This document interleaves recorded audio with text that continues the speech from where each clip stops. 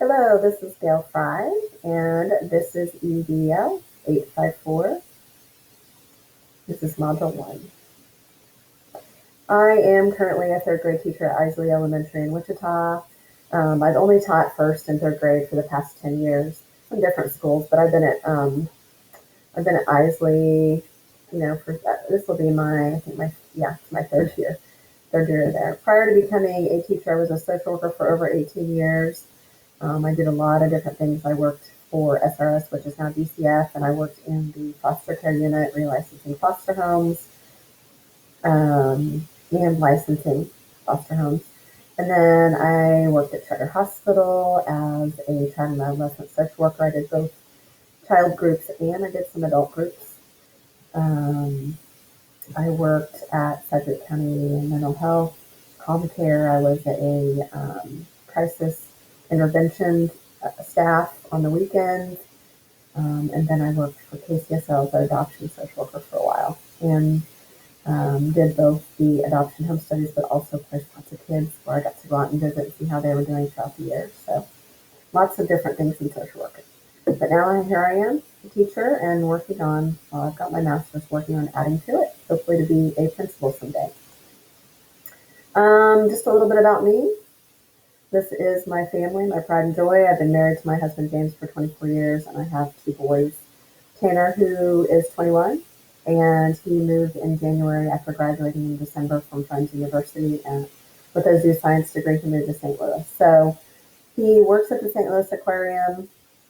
Has not been home since January. I've seen him 5 or 6 times. We've gone down to see him, but he has not been home, so he is coming home next week, so I'm super excited about that. And then my son Colby is 19, still kind of deciding in life what he wants to do, which at 19 I think most people are. But he currently works at Integra Technology, so he has a good job. He's doing good. So, and then I also have pictures. I could not include my two fur babies. Finn is my little black dog. He is a lab pit mix. He is almost 11 and just such a sweetheart. And then Casey is my little blondie. He's 12, also a sweetheart. And they were both rescues from the Kansas Humane Society. So, and I did put a picture of myself here. I debated whether to do that, but I did put a picture of myself here. I finished my first ultra last year in honor of my 50th birthday. 31 miles, by the way. That was in El Dorado. I ran that, and it was in the country, and it was a tough race, and you can tell when I'm coming in that I was pretty exhausted. I am by no means a fast runner. I've ran a lot of races and marathons and half marathons and just different races. It's basically for me a therapy. It's my hobby, a huge part of my life. I love it. Releasing those endorphins and releasing that stress is just something I need to do. I have a lot of extra energy, so that helps me. And without it, I think I'd kind of be crazy. So that's enough about me. Let's move on to the articles that we read. So 10 things that I learned from the resources. Number one, the belief about school budget is that principals are in charge of their schools and are the ones who make all the decisions and are responsible for deploying resources. But in reality, principals are more like middle management. They have little control over how money is spent. The legislatures and district level bureaucrats make most of the decisions. As in any big company, that's how it is.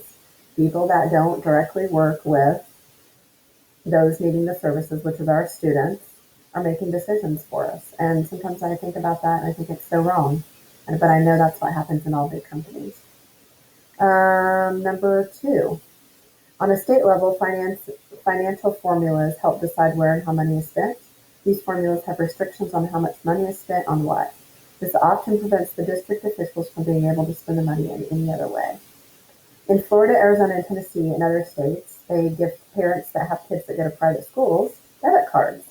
They get to use those debit cards for private school tuition and possibly tutoring. Now, if this could be used for public school students, it would ensure that money is being used to meet students' needs. Number four, one of the things that principals worry the most about among their responsibilities is the lack of financial literacy and basic bookkeeping. Number 5, it's important for a school and its students that the principal have a clear understanding and management of finances and implementing financial policy.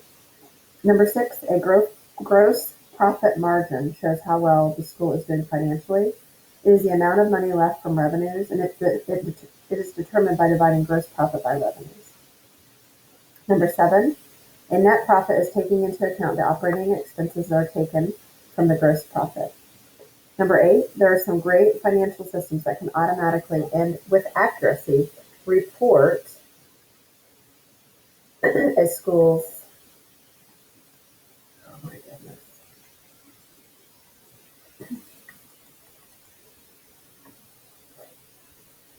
I'm going to go back here, guys. A school's revenue and expenses. They gave some examples of Finax, FreshBooks, HCCS.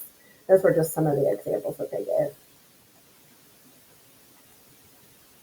Number 9, fundraising is one that a school can involve their communities to help them grow. Usually the principal is responsible for these fundraising activities.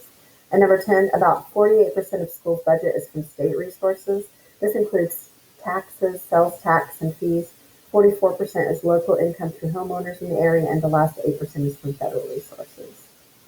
So one of the things that we were supposed to answer was what we've seen our principal do and not do. So our school is pretty big, and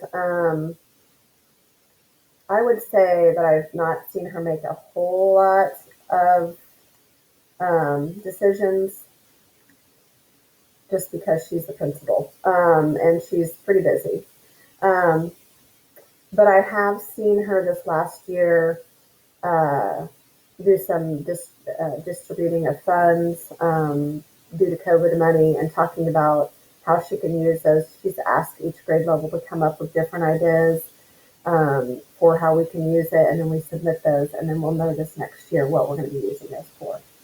What I haven't seen her do, I haven't seen her budget. I don't know how she figures out how funds are distributed, and I'm sure there's help with that as well.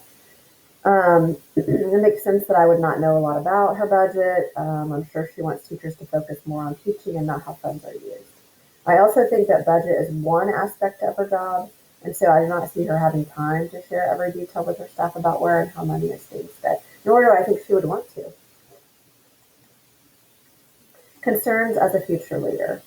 I think that a future leader, there are so many responsibilities that finances are, of course, a concern. You do not want a school to have no money, and you want to improve the overall budget of the school that you're leading. I have worked at schools where the principal just says, you know what, our school's broke. We can't do things. In fact, in several of the schools I've worked at, we had to buy our own paper, and we could use our debit card.